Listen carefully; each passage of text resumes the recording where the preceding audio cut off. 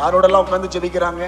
இயேசு கிறிஸ்துனுடைய தாயோடு உட்கார்ந்து ஜெபிக்கிறாங்க. இயேசு கிறிஸ்துடைய சகோதரரோடு கூட உட்கார்ந்து ஜெபிக்கிறாங்க. அப்ப அந்த நாட்கள்ல இயேசுனுடைய தாய் இயேசுனுடைய உபதேசத்திற்கு கீழ்ப்படிந்து, இயேசுனுடைய சகோதரர்கள் இயேசு கிறிஸ்துனுடைய உபதேசத்திற்கு கீழ்ப்படிந்து அப்போஸ்தலரோடு கூட ஒருமித்து போயிருக்கிறாங்க.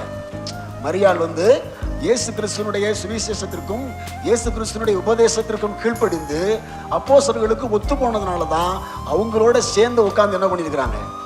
ஜெபம் பண்ணி இருக்கிறாங்க. இன்னைக்கு மாதா வழிபாடு செய்யக்கூடியவர்கள், மரியாள் வழிபாடு செய்யக்கூடியவர்கள் இன்னைக்கு அப்போஸ்தல உபதேசத்துல இருக்கிறாங்களா, அப்போஸ்தலரோடு ஐக்கியமா இருக்கிறாங்களா அப்படின்னு கேட்டீங்கன்னா இல்ல, அவங்க தனியா ஒரு வழிபாட்டுக்குள்ள இருக்கிறாங்க. ஆனா வேதத்திலே இயேசு கிறிஸ்துனுடைய மரணத்திற்கு பின்பு இயேசுனுடைய தாயாகிய மரியாள் யாரோட தான் இணைஞ்சிருந்தாங்க?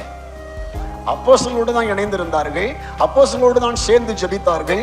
இன்னைக்கு இருக்கிற ஆர்சி மக்கள் இங்க நம்ம கூட சேர்ந்து ஜெபம் பண்ண வருவாங்களா அப்படின்னு கேட்டீங்கன்னா அவங்க ரொம்ப ரேர். சேர்ந்து ஜெபம் பண்ணுவதற்கு என்ன செய்ய மாட்டாங்க?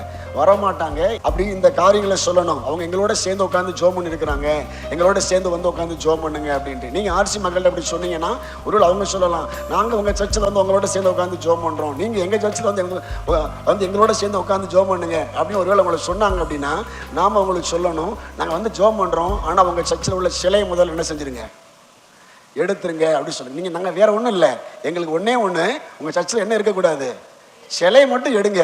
எங்களுக்கு இடம் ஒரு பெரிய விஷயமே இல்லை, எங்க வேணாலும் நாங்க ஜெபம் பண்றோம், இந்த சிலையை மட்டும் எடுத்துருங்கன்னு சொன்னா அவங்க கோட்பாட்டின்படி சிலை என்ன செய்ய மாட்டாங்க?